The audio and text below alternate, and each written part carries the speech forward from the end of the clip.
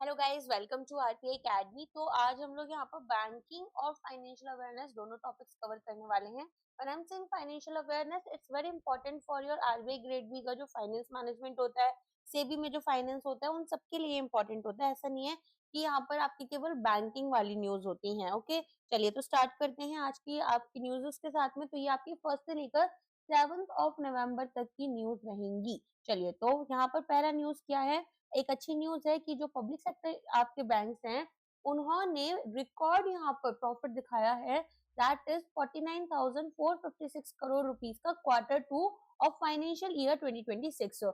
First of all तो when I am saying यहाँ पर Q2, what did I mean that हमारा पहला क्वार्टर कब स्टार्ट होता होगा?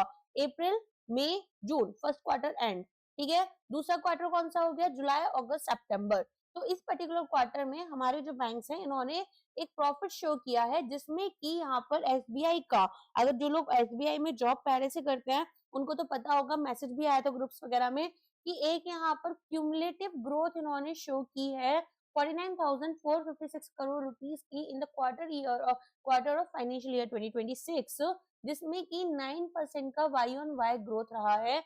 एंड अगर हम बात करें यहाँ पर कंपैरेटिव फिगर्स, तो लास्ट ईयर का जो क्वार्टर टू था, उसमें हमारे पास 47 करोड़ रुपीस का यहाँ पर प्रॉफिट देखने के लिए मिला था, जो बढ़कर अब 49,456 करोड़ का हो चुका है। तो टोटल इंक्रीमेंट यहाँ पर 3,909 करोड़ रुपीस का है। बैंक वाइज परफॉर्मेंस की बात करें तो as I told you earlier as well, SBI ने यहाँ पर लार्जेस्ट शेयर कंट्रीब्यूट किया है। प्रॉफिट इन्होंने 20,160 करोड़ का दिखाया है। 40% टोटल पीएसबी प्रॉफिट्स हमें देखने के लिए मिले और 10% ईयर ऑन ईयर ग्रोथ। तो जो टोटल प्रॉफिट है उसमें 40% केवल और केवल एसबीआई से आ रहा है, जब हम पब्लिक सेक्टर बैंक्स की बात करते हैं। और यहाँ पर एसबीआई में 10% का ईयर ऑन ईयर ग्रोथ रहा है। 20,160 करोड़ रुपीस का यहाँ पर इनका ग्रोथ है।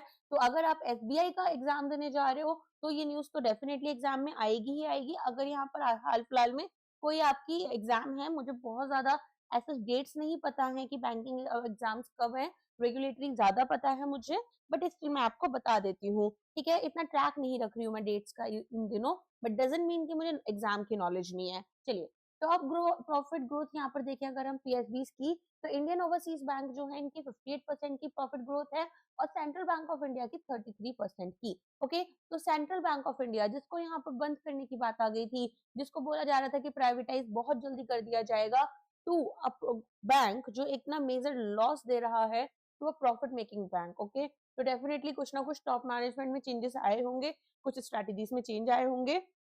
इसके अलावा इंडियन ओवरसीज में भी यहाँ पर 58% की प्रॉफिट ग्रोथ देखी गई है। तो ये दो बैंक सच में ऐसे बैंक थे जिनको बिल्कुल बंद करने की, प्राइवेटाइजेशन की बात थी। इवन जब आईबीपीएस की पोस्टिंग्स के लिए आपको सिलेक्शन करना होता है ना, ब्रांचेस का एप्लीकेशन फॉर्म फाइल करते टाइम, तो लोग सेंट्रल बैंक को, इंडियन ओवरसीज को सबसे लास्ट में रखने लग गए थे।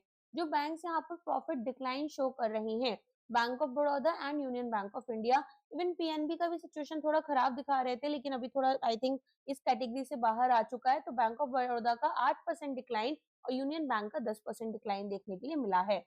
हाफ ईयर स्नैपशॉट, पीएसबी का जो टोटल प्रॉफिट है वो 90,000 करोड़ फर्स्ट टाइम यहाँ पर क्रॉस कर चुका है और 93,674 करोड़ रुपीस पहुंच चुका है। 10% का rise year on year basis पर हाफ ईयरली बेसिस में देखा गया है। ठीक है, तो फर्स्ट हाफ सेकेंड हाफ होते हैं, तो पिछले साल का जो फर्स्ट हाफ था उसको इस साल के फर्स्ट हाफ से हम कंपेयर कर रहे हैं। आरबीआई ने होल्ड किया है 619 सेंट्रल बोर्ड मीटिंग उदयपुर में। तो कंडक्ट किया इसको आरबीआई इन उदयपुर।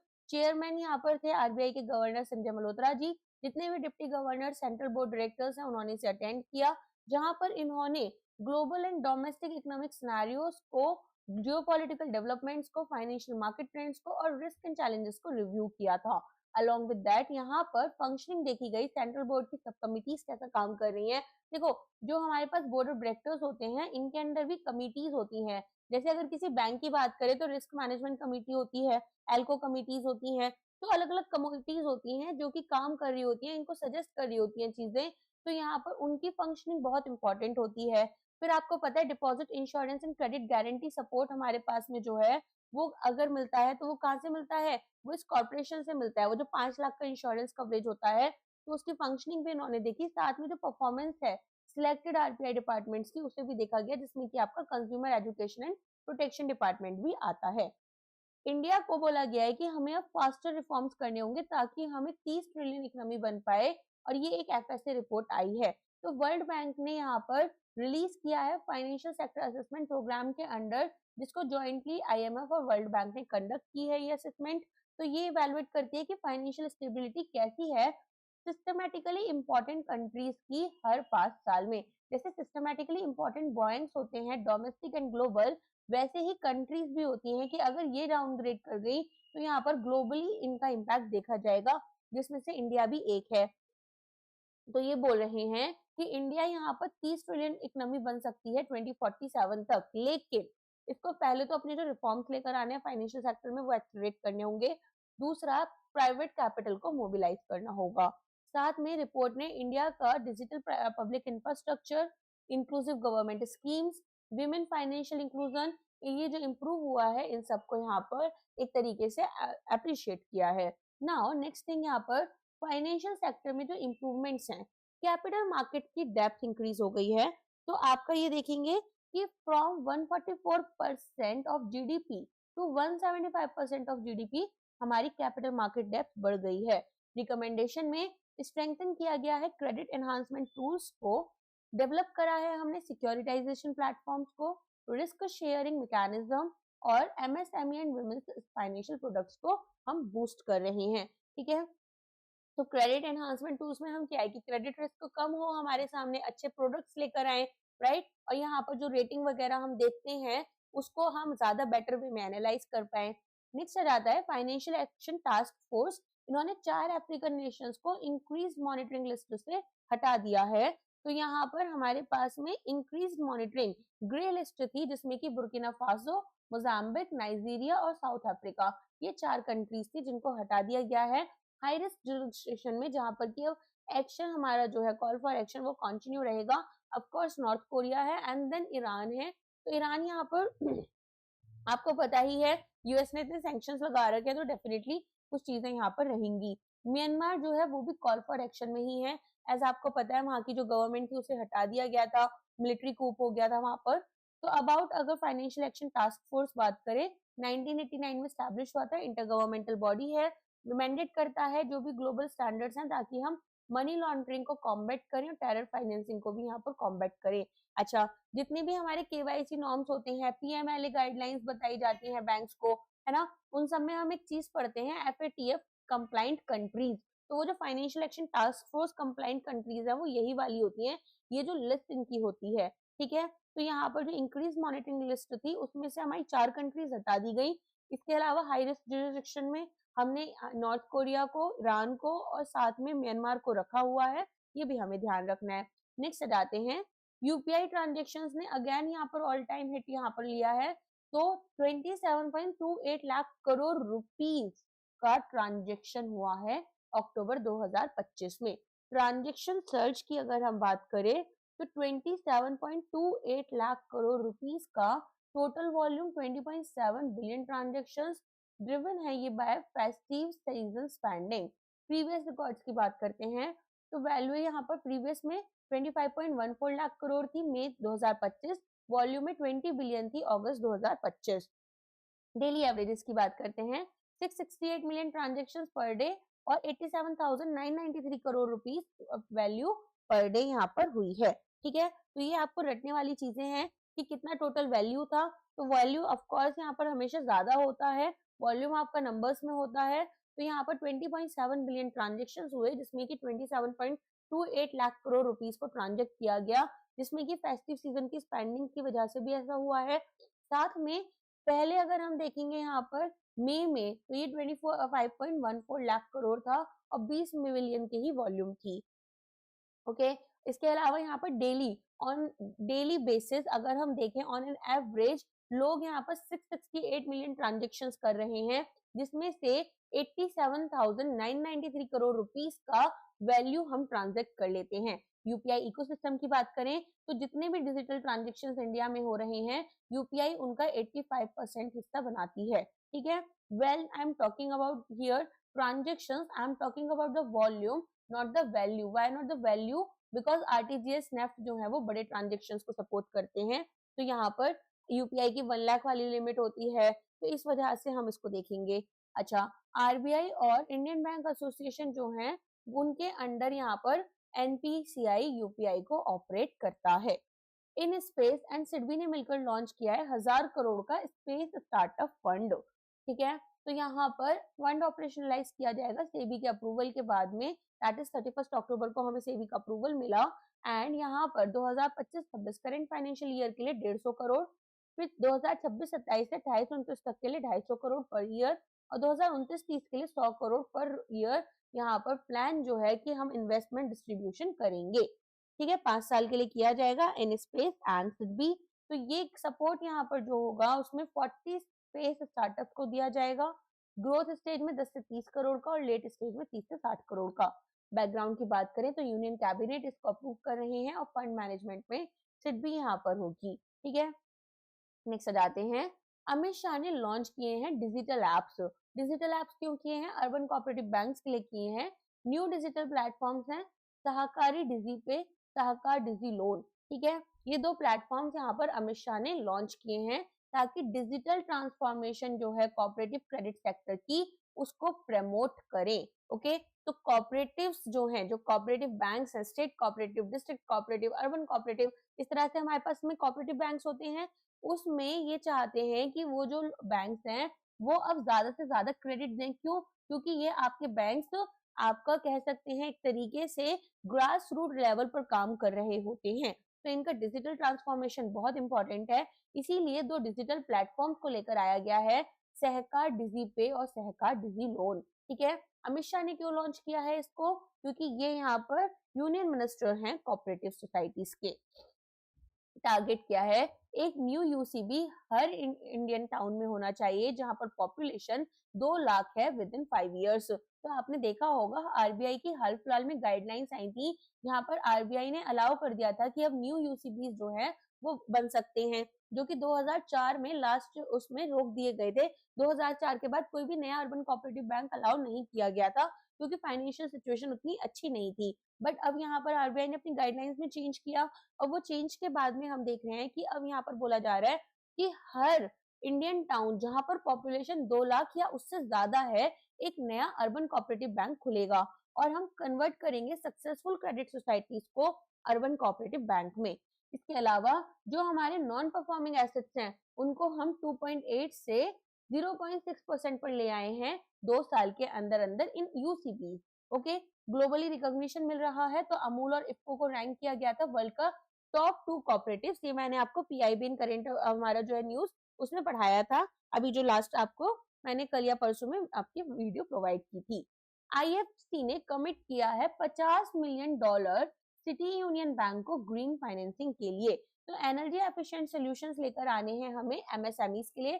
फाइनेंसिंग फाइनेंसिंग का सिंपल सा क्या मतलब होता है कि यहाँ पर हमने मान लो गवर्नमेंट है, गवर्नमेंट ने पैसा दिया आईएफएससी को, आईएफएससी ने पैसा दिया बैंक को, बैंक ने पैसा दिया एमएसएमईज को। इस तरीके से ये चेन चलती है। तो प्रमोट करेंगे एनर्जी एफिशिएंट सॉल्यूशंस एमएसएमई के लिए, सोलर प्रोजेक्ट्स के लिए, विंड एनर्जी के लिए, रिन्यूएबल फाइनेंसिंग के लिए। तो यहाँ पर सीयूबी की बात करें तो ये एक प्राइवेट सेक्टर बैंक है जो कि हमारा कुंभकोणम तमिलनाडु के अंडर आता है। सिटी यूनियन बैंक ने पार्टनरशिप की है ईपीएफओ के साथ में, सेम बैंक के लिए न्यूज है, ताकि पीएफ रेमिटेंस सर्विसेज यहाँ पर प्रोवाइड कर सके। तो कॉर्पोरेट्स रेमिट करेंगे ईपीएफ पेमेंट्स डायरेक्टली अपना सीयूबी नेट बैंकिंग के थ्रू। ठीक है, तो यहाँ पर एक्सप्लोर करेंगे क्रॉस सेलिंग ईपीएफओ के थ्रू ताकि ज्यादा कस्टमर्स को अट्रैक्ट कर सके। MD and CEO again doctor N Kamakoti है, हेडक्वार्टर कुंभकोणम तमिलनाडु में है। 6 begins India's first end-to-end chip manufacturing unit in Odisha। तो इंडिया यहाँ पर सुपर कंडक्टर मिशन को लेकर आ रही है ताकि इंडिया में ही यहाँ पर हमारे पास में चिप्स, सुपर कंडक्टर्स, ये सारी चीजें बनाई जाएं। हम यहाँ पर सिंपल सा क्या चाहते हैं कि इंडिया में जो है क्या अब सुपर कंडक्टर नहीं सॉरी सेमी कंडक्टर, यहाँ पर इंडिया में सेमी कंडक्टर डिवाइसेस जो है वो मैन्युफैक्चर होने लगे, चिप्स वगैरह इंडिया में ही बने। तो ऑफकोर्स ये थोड़ा इंपॉर्टेंट हो जाता है। यूनिट एस्टैब्लिश की गई है साई ने। ठीक है, सिलिकॉन होगा एसआई का मतलब यहाँ पर।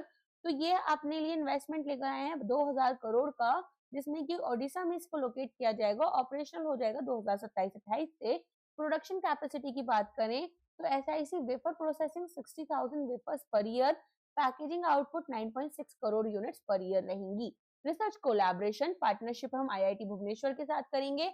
एस्टैब्लिशमेंट होगा नमो सेमीकंडक्टर लैब का, फंड करेंगे इसको 4.95 crore rupees under MP led scheme. Okay, तो ये MP लेड ग्रांट जो है वो आपका 4.95 करोड़, ये आपको पता होगा 5 करोड़ रुपीस का ग्रांट मिलता है 5 साल के लिए, जिसमें कि यहाँ पर जो हमारे MPs होते हैं वो पर्टिकुलरली अपनी जो कॉन्स्टिट्यूएंसी है उसके डेवलपमेंट के लिए इस फंड को यूज करते हैं।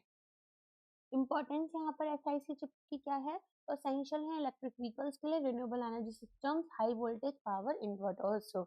अब यहाँ पर एशियन डेवलपमेंट बैंक और वर्ल्ड बैंक ने साइन किया है $3 बिलियन का सॉवरेन एक्सपोजर एक्सचेंज डील, जिसमें कि स्ट्रेंथन करेंगे इंडिया की जो लैंडिंग कैपेसिटी है डेवलपिंग कंट्रीज के लिए बाय रिड्यूसिंग कंसंट्रेशन रिस्क। तो बेसिकली यहाँ पर ये दोनों मिलकर क्या कर रहे हैं, इंडिया का कुछ नहीं है, I'm सॉरी थोड़ा गड़बड़ बोल दिया मैंने।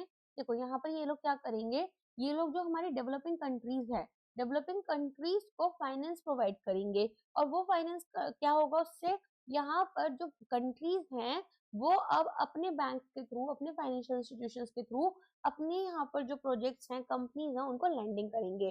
तो एशियन डेवलपमेंट बैंक ने एक $3 बिलियन का sovereign exposure exchange agreement sign करा है, जिसमें कि हमारा वर्ल्ड बैंक के साथ ये एग्रीमेंट हुआ है।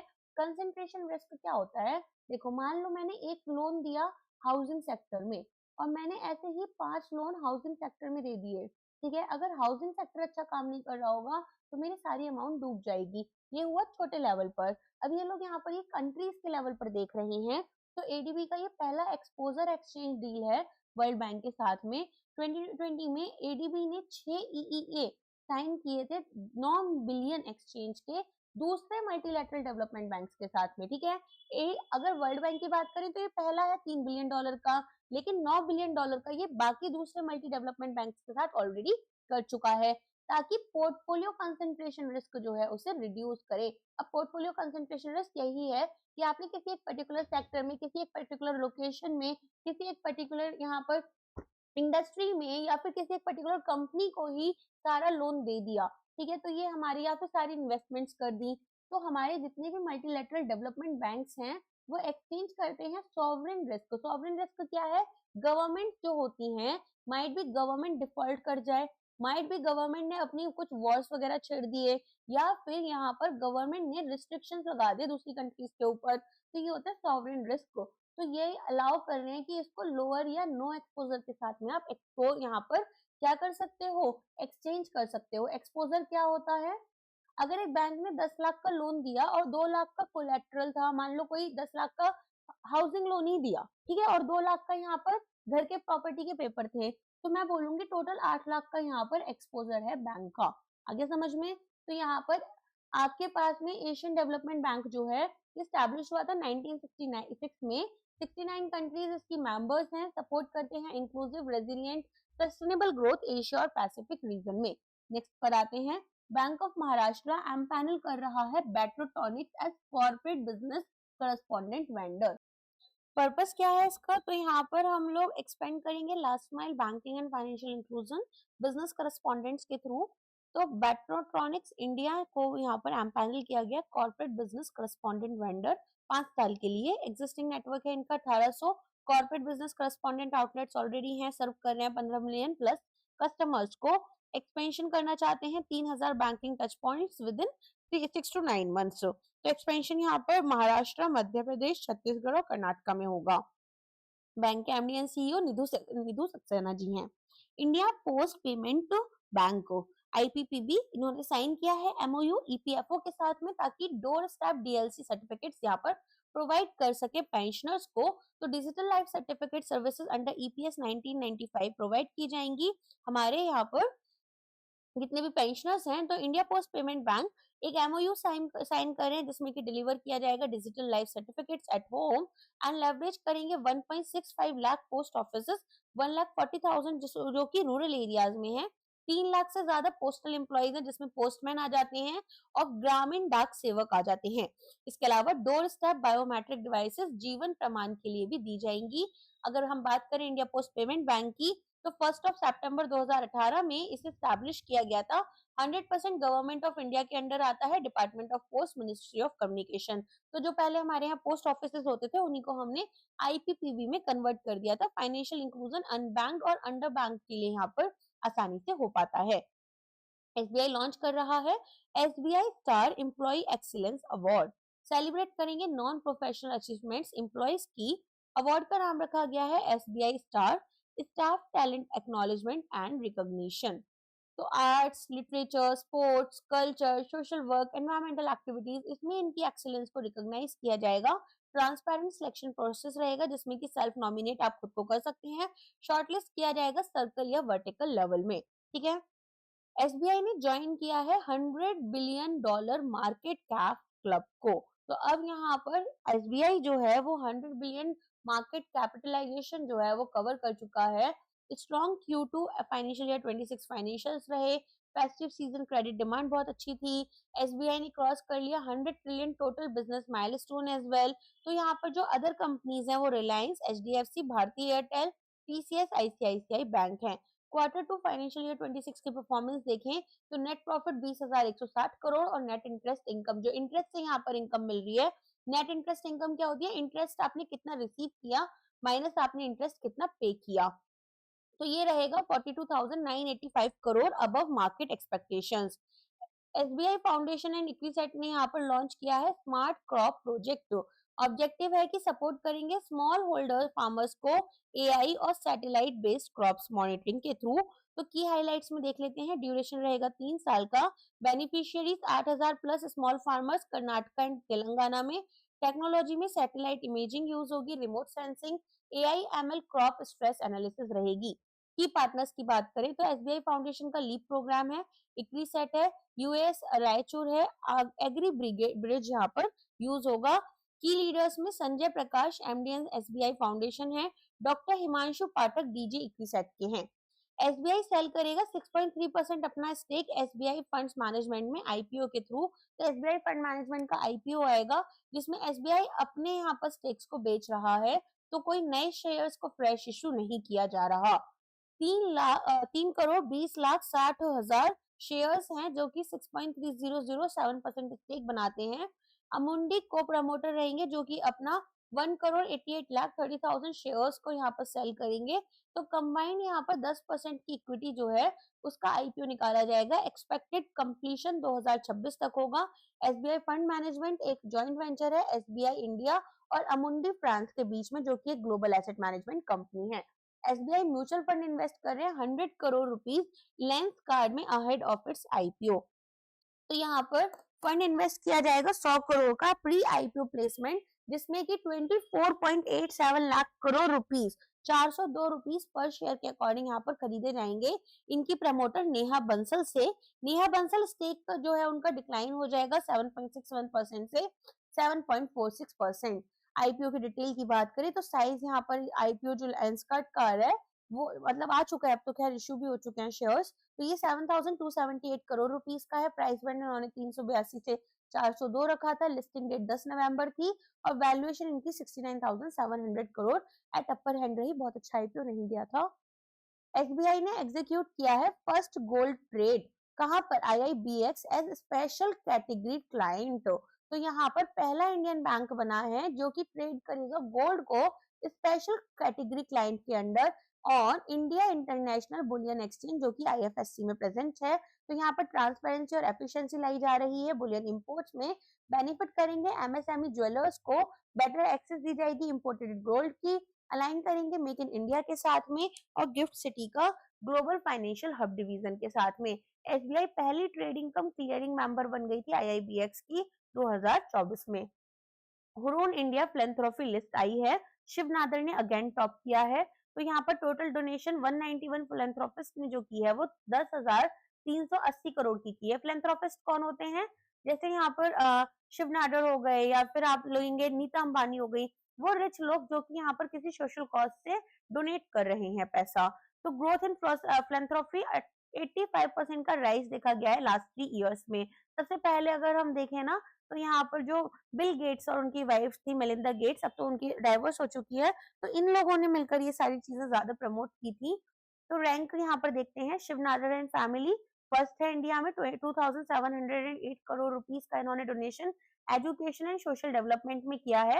एचसीएल के ना स्कूल्स चलते हैं और वो सीएसआर फैसिलिटी के अंडर इन सभी में आते हैं, तो यहाँ पर ना बहुत अच्छा टैलेंट प्रमोट किया जाता है। तो आई थिंक ये उन्हीं से रिलेटेड जो स्कूल्स हैं एचसीएल के, उससे बहुत अच्छा है। मुकेश अंबानी एंड फैमिली ने 626 करोड़, सीएसआर स्पेंडिंग 1309 करोड़ की है। इसके अलावा बजाज फैमिली ने 446 social development, KM Birla and family ने 440 करोड़ का यहाँ पर ग्रुप फिलैंथ्रोपी किया है। गौतम अडानी एंड फैमिली ने 376 करोड़ का अडानी फाउंडेशन के अंडर। यंगेस्ट डोनर्स में निखिल और निखिल कामत यहाँ पर रहे ज़रोधा के, तो ये नितिन कामत, सॉरी दोनों यहाँ पर निखिल कामत एंड नितिन कामत, तो 4.47 करोड़ रुपीस यहाँ पर इन्होंने फिलैंथ्रोपिस्ट उसमें डोनेट किए हैं। मोस्ट जेनरस विमेन फिलैंथ्रोपिस्ट रही रोहिणी नीलकर्णी, ठीक है, 204 करोड़ रुपीस इन्होंने यहाँ पर दिए हैं। रिन्यू एनर्जी ग्लोबल सिक्योर कर रहे हैं 477 million funding package from Asian development bank. Renew energy global place secure कर रहे हैं 477 मिलियन डॉलर का टोटल फाइनेंसिंग पैकेज, ताकि एक क्लीन एनर्जी प्रोजेक्ट बने आंध्र प्रदेश में। 331 मिलियन डॉलर यहाँ पर 2935 crore rupees direct debt financing होगी एशियन डेवलपमेंट बैंक से। 146 मिलियन डॉलर यहाँ पर मोबिलाइज किया जाएगा by ADB from other lenders. Project components की बात करें तो 837 मेगावाट यहाँ पर हाइब्रिड प्रोजेक्ट आपके रहेंगे। इतना पावर का कॉम्बिनेशन होगा विंड और सोलर एनर्जी का। इंक्लूड करेंगे 415 megawatt our battery energy storage system, ताकि रिन्यूएबल एनर्जी को स्टोर करा जा सके, ठीक है। इनका स्टोर करना भी इंपॉर्टेंट है, तो उस चीज को ऊपर भी फोकस करना होगा। तो सिक्योर कर रहे हैं यहाँ पर आपका 477 मिलियन डॉलर का पैकेज, ठीक है। और आंध्र प्रदेश में इस प्रोजेक्ट को लगाया जाएगा, जिसमें से 331 million dollar Asian development bank से मिल रहे हैं। तो लोकल करेंसी लोन यहाँ पर 291 मिलियन डॉलर की मिलेगी। Leap two foundation contribution 40 million dollar का, टोटल एडीबी का इन्वेस्टमेंट 331 मिलियन डॉलर हो जाता है। लीप टू फंड क्या है? Leading Asia private sector infrastructure fund. तो यहाँ पर क्लाइमेट फोकस इंफ्रास्ट्रक्चर में इन्वेस्टमेंट कर रहा है इस फंड के under ADB. Renewable energy global की बात करें तो यहाँ पर फॉर्मरली ये रिन्यू पावर के नाम से जाना जाता था। पहला इंडियन रिन्यूएबल एनर्जी कंपनी है जिसको नस्डैक पर लिस्ट किया गया है। इसकी सीईओ सुमंत सिन्हा जी हैं। स्वीडन जो है वो वर्ल्ड का पहला कैशलेस नेशन बन चुका है।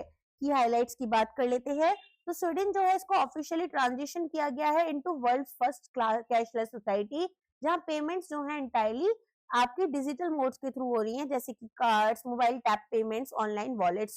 स्विश का क्या रोल है? स्विश लॉन्च हुआ था 2012 में, ट्रांसफॉर्म कर रहे कंट्री के पेमेंट लैंडस्केप को। रियल टाइम मनी ट्रांसफर हो जाता है एक मोबाइल फोन नंबर के थ्रू। नियरली जितने भी बिजनेसेस हैं, शॉप से लेकर चर्चेस तक, वो डिस्प्ले करते हैं no cash accepted signs. Future digital currency की बात करें तो रिक्स बैंक स्वीडन का सेंट्रल बैंक है, एक्सप्लोर कर रहा है ई क्रोना, एक डिजिटल वर्जन है स्वीडिश करेंसी का। इंश्योर करेंगे फाइनेंशियल इंक्लूजन। कंटिन्यूड एक्सेस दी जाएगी गवर्नमेंट इशूड करेंसी की कैश फ्री इकोनॉमी में। पेटीएम लॉन्च कर रहे हैं एआई पावर्ड ऐप, इंट्रोड्यूस कर रहे हैं loyalty to gold conversion feature. New app features की बात करें तो पेटीएम के पेरेंट फर्म है 197 कम्युनिकेशन लिमिटेड, एक redesigned AI powered Paytm app यहाँ पर इन्होंने लॉन्च किया है, ताकि पेमेंट्स को फास्टर, स्मार्टर, हाईली पर्सनलाइज किया जाए। साथ में एक अपग्रेडेड ट्रैवल बुकिंग प्लेटफॉर्म भी इन्होंने लॉन्च किया है। लॉयल्टी पॉइंट्स यहाँ पर जो है उनको डिजिटल गोल्ड में कन्वर्ट किया जाएगा। यूजर्स रिडीम करेंगे payment loyalty points as digital gold. Redemption allow किया जाएगा जब लॉयल्टी पॉइंट आपके 15 रुपीस की इक्विवेलेंट वैल्यू में पहुंच जाती है। कन्वर्जन रेट 100 गोल्ड कॉइन्स जो है वो 1 रुपी की वर्थ रखेंगे डिजिटल गोल्ड में। यूजर्स अर्न करेंगे double loyalty points for payments made using RuPay cards. Redemption और स्टोरेज जो है वो आपकी directly on the app available होगी। तो ये एआई पावर्ड ऐप लेकर आए हैं, ये इंपॉर्टेंट हो जाता है पेटीएम, ठीक है। तो थोड़ा सा यहाँ पर इस चीज के ऊपर हम फोकस रखेंगे और लॉयल्टी पॉइंट्स को डिजिटल गोल्ड में किया जाएगा कन्वर्ट। अब यहाँ पर सेबी ने बीच में आए थे और सेबी ने इसके लिए बोला था कि थोड़ा सा ख्याल रखना इन चीजों का, बिकॉज ये ईटीएफ की तरह नहीं है कि इनको यहाँ पर कोई रियल गोल्ड जो है वो बैक कर रहा है। एनपीसीआई इंटरनेशनल पार्टनरशिप कर रही है बहराइन के benefit for UPI enabled cross border payments के साथ में। NPCI international payments limited partnership कर रहे हैं बेनिफिट के साथ में, जो कि बहराइन की फिनटेक कंपनी है। अनेबल करेंगे real time cross border payments India और बहराइन के बीच में। टेक्नोलॉजी लिंकेज की बात करें तो इंडिया के यूपीआई को बहराइन के इलेक्ट्रॉनिक फंड ट्रांसफर सिस्टम के साथ में कनेक्ट किया जाएगा। फैसिलिटेट करेंगे instant and secure remittances individuals and businesses के लिए। यहाँ पर बेनिफिट दिया जाएगा इंडियन डायस्पोरा में, जो कि 30% ऑफ बहराइन पॉपुलेशन यहाँ पर मेकअप करता है। प्रोजेक्ट गाइड किए जाएंगे by RBI and central bank of Bahrain. AU small finance bank introduce कर रही है M circle women focused wealth banking के लिए specialised banking programme M circle रहेगा, लॉन्च किया जाएगा ताकि वेल्थ क्रिएशन गोल्स जो है विमेन के, उनको हम यहाँ पर केटर करें। लीगेसी प्लानिंग में अल्ट्रा प्रीमियम लाइफ स्टाइल और इन्वेस्टमेंट नीड्स रहेंगी। की फोकस एरियाज में यहाँ पर हम बियॉन्ड बेसिक सर्विसेज जाएंगे सच एज डिपॉजिट्स और लोन्स। इन्वेस्टमेंट एडवाइजरी की बात करें तो इंश्योरेंस सोल्यूशंस यहाँ पर दिए जाएंगे, लीगेसी प्लानिंग और personalise life cycle style banking. AU small finance bank की बात की जाए तो Indian scheduled commercial small finance bank है, हेडक्वार्टर है मुंबई में। एमडी एंड सीईओ यहाँ पर संजय अग्रवाल हैं। क्वांट स्मॉल कैप फंड ने अपना स्टेक आरबीएल बैंक में कट कर दिया है, एग्जिट कर रहे हैं जना small finance bank and thyro care. तो यहाँ पर आपको पता ही है quant small cap fund basically quant के ना म्यूचुअल फंड्स आते हैं। अब क्या हुआ कि बहुत अच्छे जा रहे थे, I too had made some investments, then यहाँ पर कुछ तो आपके ना कंप्लायंस इश्यूज इसके हुए एंड देन यहाँ पर फ्लैग हुए इश्यूज को, तो उसके बाद में धीरे धीरे काफी खराब सिचुएशंस हो गई थी। तो जो आरबीएल में बैंक है, आरबीएल बैंक है, उसमें इन्होंने अपनी स्टेक को कट किया है और जना स्मॉल फाइनेंस बैंक और थायरो केयर ने यहाँ पर इनसे कट ही ले लिया है, बेसिकली एग्जिट कर दिया है।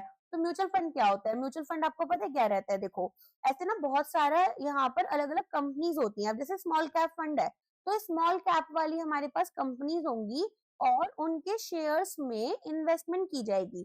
ठीक है, अलग अलग कंपनीज के शेयर्स में, कुछ में ज्यादा कुछ में कम, इस तरीके से इन्वेस्टमेंट की जाएगी और एक पूल बनाया जाएगा।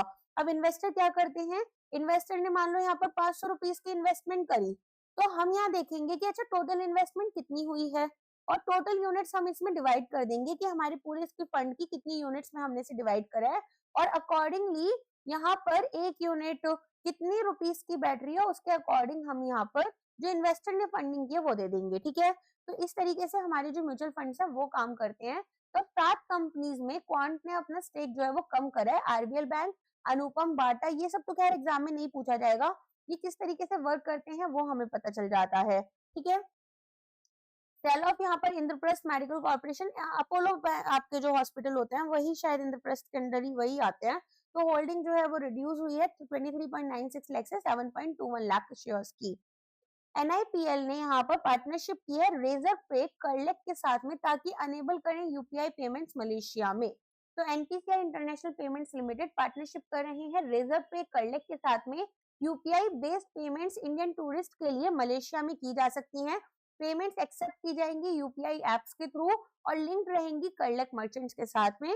फॉर्मल अनाउंसमेंट जो है वो ग्लोबल फिनटेक फेस्ट आपको पता ही है चल रहा है, उसमें किया गया। टूरिज्म बेनिफिट यहाँ पर 1 मिलियन इंडियन टूरिस्ट को मिलेगा जो यहाँ पर इन्होंने जो है किया विजिट किया है 2024 में मलेशिया और 72% राइज हुआ है। तो इंडियन टूरिस्ट जो है वो मलेशिया घूमने जाते हैं, उनको यहाँ पर इस तरह की पार्टनरशिप का फायदा होने वाला है। महिंद्रा एंड महिंद्रा ने फुल्ली एग्जिट ले ली है आरबीएल बैंक से विद 678 करोड़ रुपीस का स्टेक सेल। तो यहाँ पर आरबीएल बैंक जो है इसकी सिचुएशन थोड़ी खराब चल रही है मुझे लगता, तो यहाँ पर उसी की वजह से इस तरह की प्रॉब्लम्स हमें देखने के लिए मिल रही हैं। ओके, तो आरबीएल बैंक जो है ना इसका यहाँ पर नेट प्रॉफिट भी कम हो रहा है और नेट इंटरेस्ट इनकम भी, क्योंकि इन्होंने बहुत ज्यादा क्रेडिट कार्ड और माइक्रो फाइनेंस स्लिपेज देखी है जिसमें कि इनकी जो प्रॉफिटेबिलिटी है वो कम होती जा रही है। साथ में आरबीआई ने इनके ऊपर फाइन लगाया केवाईसी वायलेशन के लिए और यहाँ पर कुछ इश्यूज और कस्टमर सर्विसेज में भी यहाँ पर देखा गया है कि काफी ज्यादा गैप्स मिले हैं और अकाउंट मैनेजमेंट में भी। साथ में यहाँ पर हम देख रहे हैं आरबीएल बैंक जो है उसको एमिरेट्स एनबीडी से एक इन्वेस्टमेंट मिल रही है जो कि शायद कैपिटल इन्फ्यूजन यहाँ पर लेकर आए। ठीक है, चलो अब महिंद्रा एंड महिंद्रा ने अपना 3.5% का स्टेक जो था वो बेच दिया है 678 करोड़ रुपीस के लिए। महिंद्रा एंड महिंद्रा भी आपका म्यूचुअल फंड कंपनी है। Return on investment 62.5% in 1 year इनको मिला है। तो यहाँ पर एमिरेट्स एनबीडी जो है वो परचेज करेंगे 60% स्टेक आरबीएल बैंक में $3 बिलियन के लिए। तो ये लार्जेस्ट स्ट्रेटेजिक इंटरेस्ट यहाँ पर देखा जाएगा। रत्नाकर बैंक लिमिटेड 1943 में फाउंड हुआ था, मुंबई के अंडर हेडक्वार्टर्ड है। सीसीआई ने अप्रूव किया है Blackstone bagged acquisition of up to 80.1% in Aadhaar Housing Finance. Competition Commission of India approve कर रहे हैं acquisition 80.15% share holding Aadhaar Housing Finance Limited में। BCP Asia 2 holdco 7 PTE limited, ये एक एंटिटी है जो कि ब्लैकस्टोन फंड्स यहाँ पर कंट्रोल करते हैं, वो इसको एक्वायर करेंगे। सेकेंडरी एक्विजिशन होगा इक्विटी का, ओपन ऑफर दिया जाएगा पब्लिक शेयर होल्डर्स को एएचएफएल के। तो यहाँ पर आधार हाउसिंग फाइनेंस जो है home loans, housing finance, loan against property provide करती है। एक कॉर्पोरेट एजेंट है ये एडा के अंडर, और यहाँ पर लाइफ इंश्योरेंस प्रोडक्ट्स और जनरल इंश्योरेंस प्रोडक्ट्स भी प्रोवाइड करती है। अडानी का कच्छ कॉपर जो है साइन कर रहा है एमओयू ऑस्ट्रेलिया के कैरेबिल मिनरल्स के साथ में कॉपर प्रोजेक्ट्स के लिए। तो कच्छ कॉपर लिमिटेड एक सब्सिडरी है अडानी एंटरप्राइजेस की, एक नॉन बाइंडिंग एमओयू उन्होंने साइन करना है कैरेबिल मिनरल्स लिमिटेड के साथ में, ताकि कोलैबोरेशन हो कैरेबिल कॉपर प्रोजेक्ट का in Murchison region of western Australia. Investment opportunities को इवैल्यूएट किया जाएगा, कॉपर ऑफ टेक एग्रीमेंट होगी, फाइनलाइज करेंगे इन्वेस्टमेंट डिसीजंस यहाँ पर 2026 तक।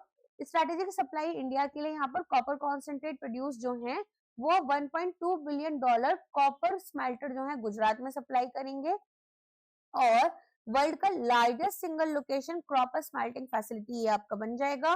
कैरेबिल कॉपर प्रोजेक्ट की बात करें तो ये 150 किलोमीटर नॉर्थ ईस्ट आ जाता है पर्थ के। 1.3 मिलियन टन पेएबल कॉपर यहाँ पर है इनके पास में, 25 इयर्स तक की माइन लाइफ है, और ये लार्जेस्ट अनडेवलप्ड कॉपर रिसोर्स है ऑस्ट्रेलिया का। कोलैबोरेशन होकर engineering and procurement workforce training की जाएगी। India Australia free trade agreement को ये यहाँ पर प्रमोट करेंगे। Global critical mineral supply chain दी जाएगी, और कॉपर डिमांड जो है वो आपकी 50% से ग्रो कर जाएगी बाय 2040। नेक्स्ट आ जाते हैं, टाटा AIA लाइव लॉन्च कर रहे हैं जेन AI powered under writing rule engine. तो यहाँ पर आप देखेंगे टाटा AIA ने लॉन्च किया है gen AI machine learning big data driven system, ताकि ऑटोमेट करें insurance underwriting, instantly analyze करेंगे medical history, lifestyle data, other risk metrics. यहाँ पर प्रीसेट करेंगे underwriting rules real time approval के लिए, रिजेक्शन के लिए, पॉलिसी रिस्क क्लासिफिकेशन के लिए। बेनिफिट्स प्रोवाइड किए जाएंगे, तो मैनुअल इंटरवेंशन को एलिमिनेट करेंगे, स्पीड अप करेंगे policy processing time, AI based reflexive questioning रहेगी ड्यूरिंग टेलीमेडिकल एग्जाम्स। स्कैपिया और फेडरल बैंक ने इंट्रोड्यूस किया है family add on cards and travel shopping platform. Family add on feature में up to 3 family members रहेंगे, credit limit दी जाएगी, travel benefits provide किए जाएंगे। लॉन्च किया जाएगा Scapia Federal Bank credit card, launch करेंगे स्कैपिया स्टोर, यहाँ पर इंडिया का पहला ट्रैवल फोकस शॉपिंग प्लेटफॉर्म है। ब्रांड्स यहाँ पर आपके कोलंबिया, डेली ऑब्जेक्ट्स, ट्राइपॉल, नेशनमाइल्स आएंगे। विंटर प्रोडक्ट रिलीज यहाँ पर जो है इसका ये पार्ट रहेगा स्कैपिया एक्सपीरियंस, तो यहाँ पर travel experience and awards, family add on cards, Scapia store. Federal Bank की बात करें तो ये एक इंडियन प्राइवेट सेक्टर बैंक है, हेडक्वार्टर्ड है अलुवा केरला में, ठीक है। गवर्नमेंट रिलीज कर रही है 50 रुपीज का commemorative gold coin, golden jubilee है NHPC की उसमें, ठीक है। तो यहाँ पर आप देखेंगे कि कॉइन जो रिलीज किया गया है वो 6 नवंबर 2025 में यूनियन मिनिस्टर मनोहर लाल जी ने किया है। 50 साल NHPC लिमिटेड के कंप्लीट हो चुके हैं। ये एक नवरत्ना हाइड्रो पावर PSU है, ये तो आपको पता ही होगा। यहाँ पर इसके 50th एनिवर्सरी की बात कर लेते हैं। एस्टैब्लिश किया गया था इसको 7 नवंबर 1975 में। ओरिजिनल नेम इसका national hydro electric power corporation private limited है। स्पेशल इनिशिएटिव की बात करें तो लॉन्च कर रहे हैं एजुकेशनल कॉमिक छोटा भीम और बड़ा बंध, प्रमोट कर रहे हैं hydro power awareness among children and यहाँ पर आपके यूथ। NHPC की इंस्टॉल्ड कैपेसिटी 8333 मेगावाट की है। पावर स्टेशंस की बात करें तो 30 ऑपरेशनल हैं। प्रोजेक्ट्स अंडर कंस्ट्रक्शन में 14 प्रोजेक्ट्स आ जाते हैं 9704 मेगावाट के। स्टेटस की बात करें तो ये एक नवरत्ना PSU है।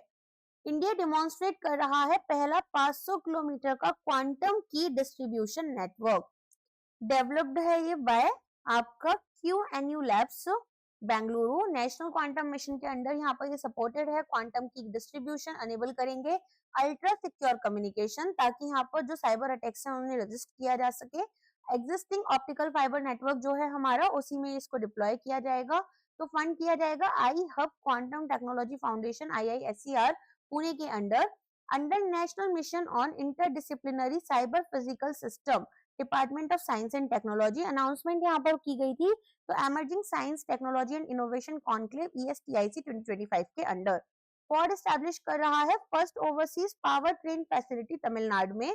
3,250 करोड़ का इन्वेस्टमेंट किया जाएगा ताकि मराई मलाई नगर प्लांट जो है यहाँ पर इसको रिवाइव किया जा सके और 100% एक्सपोर्ट ओरिएंटेड रहेगा। मीनिंग कोई भी आपको डोमेस्टिक मार्केट में चीजें नहीं होंगी, जितनी भी यहाँ पर चीजें प्रोवाइड की जाएंगी वो सिर्फ और सिर्फ यहाँ पर एक्सपोर्ट की जाएंगी। प्रोडक्शन प्लान में हाईटेक इंजन को मैन्युफैक्चर कर प्रोडक्शन किया जाएगा। 2029 से शुरू किया जाएगा और 600 नई जॉब्स क्रिएट की जाएंगी। फोर्ड ने अपने ऑपरेशंस जो है 2021 में बंद कर दिए थे, रिवाइव किया जाएगा फोर्ड प्लस ग्लोबल स्ट्रेटेजी के अंडर। MOU साइन किया गया तमिलनाडु गवर्नमेंट के साथ में, जिसमें कि एक लेटर ऑफ इंटेंट साइन हुआ था सितंबर 2024 में। तो एमकस टैलेंट जो है वो बहुत ज्यादा यहाँ पर अलग अलग कंट्रीज को विजिट कर रहे हैं और इन्वेस्टमेंट्स लेकर आ रहे हैं तमिलनाडु के लिए। तो which is very much appreciated as a CM of any state. ऐसा बहुत कम देखने के लिए मिलता है, so it must be appreciated. चलिए नेक्स्ट आते हैं, बैंक ऑफ बड़ौदा हॉल्ट कर रही है नैनीताल बैंक का डिसइन्वेस्टमेंट। तो आपको पता होगा नैनीताल बैंक जो है वो एक सब्सिडरी है बैंक ऑफ बड़ौदा की। अब यहाँ पर bank of Baroda and LIC मिलकर इसका काफी मेजर स्टेक जो है होल्ड कर रहे थे एंड बहुत टाइम से बात आ रही थी कि इसको ना प्राइवेट बैंक में कन्वर्ट किया जाएगा। प्राइवेट तो वो वैसे माना ही जाता है, बट बैंक ऑफ बड़ौदा अपनी स्ट्रेटेजी यहाँ पर जो अपनी स्टेक्स है उन्हें बेच देगा। तो काफी ज्यादा जो इसके एम्प्लॉइज वगैरह हैं वो भी अपना ये सब कर रहे थे, स्ट्राइक वगैरह कर रहे थे। तो अभी उसको हॉल्ट कर दिया गया है, रोक दिया गया है और कैपिटल इन्फ्यूज किया गया है। तो 169 करोड़ रुपीस का इन्फ्यूज किया गया है capital quarter second financial year 26 में। Subscribed capital, what is subscribed capital? जो आपके शेयर्स इशू किए गए थे उनको जब यहाँ पर सब्सक्राइब किया जाता है तो वो इंक्रीज हो गया 165.72 करोड़ रुपीस का। और जो शेयर प्रीमियम है, जो फेस वैल्यू से ज्यादा अमाउंट हमें शेयर्स में मिल रही है, वो 258.12 करोड़ रुपीस में चली गई। शेयर होल्डिंग की बात करें तो आप करेंटली यहाँ पर बैंक ऑफ बड़ौदा 98.57% स्टेक जो है नैनीताल बैंक में होल्ड करता है। लीडरशिप अपग्रेड की बात करें तो न्यू MD एंड CEO यहाँ पर आए हैं CGM रैंक पर। तो अर्लियर ये DGM रैंक पर होते थे। चेंज की गई है स्ट्रैटेजी, तो 2022 में प्लान्ड स्टेक सेल किया जा रहा था IPO या स्ट्रेटेजिक इन्वेस्टर्स के थ्रू। अब यहाँ पर स्ट्रेंथन कर रहे हैं गवर्नेंस को, कैपिटल बेस को, ताकि इसको सेल्फ रिलायंट बनाया जाए और एक्सपेंशन रेडी बनाया जाए। नेक्स्ट जाते हैं, OpenAI साइन कर रहा है $38 बिलियन का cloud deal with Amazon web services. तो इंफ्रास्ट्रक्चर एग्रीमेंट की बात कर लेते हैं। डील की वैल्यू आपकी $38 बिलियन ओवर 7 ईयर्स है। पर्पस है एक्सेस मैसिव क्लाउड इंफ्रास्ट्रक्चर, जिसमें की hundreds of thousands of Nvidia GPU जो है वो आपकी आ जाएंगे। इसको आई थिंक एनवीडिया बोलते हैं ना। चलो, टेंस ऑफ यहाँ पर मिलियंस ऑफ CPUs रहेंगे। सपोर्ट करेंगे डेवलपमेंट जनरेटिव AI की, एजेंटिक AI मॉडल्स की। AWS यूसेज जो है वो इमीडिएटली शुरू हो जाएगा, full utilization by the end of 2026 हो जाएगा। OpenAI ChatGPT जिस कंपनी का है ना, वही OpenAI है। मेजर डील्स यहाँ पर टाइमलाइन दिखा रहे हैं। तो ओरेकल के साथ में इन्होंने इंफ्रास्ट्रक्चर डील की है $300 बिलियन की। ओरेकल सॉफ्टबैंक के साथ में स्टारगेट प्रोजेक्ट शुरू किया है $500 बिलियन का। AWS क्लाउड यहाँ पर $38 बिलियन का और टोटल कमिटमेंट जो है वो अप्रोक्सीमेटली $1 ट्रिलियन की है। OpenAI ने इंट्रोड्यूस किया है IND-QA बेंचमार्क इंडियन लैंग्वेजेस और कल्चर्स के लिए। IND-QA जो है वो इवेलुएट करेगा कि AI कितना प्रोफिशिएंट है इंडियन लैंग्वेजेस में, कल्चरल कम्युनिकेशन में, रीजनल कंटेक्स्ट अंडरस्टैंडिंग में। तो यहाँ पर हम 250 प्लस इंडियन एक्सपर्ट्स के साथ में कंटेन करेंगे 2 to 7 8 questions across 12 languages, 10 cultural discipline. Languages में आपके पास बंगाली, इंग्लिश, हिंदी, कन्नड़ा, मराठी, ओडिया, तेलुगु, गुजराती, मलयालम, पंजाबी, तमिल, इंग्लिश आ जाएगा, Hindi plus English. Discipline covered, English भी एक लैंग्वेज बन चुका है।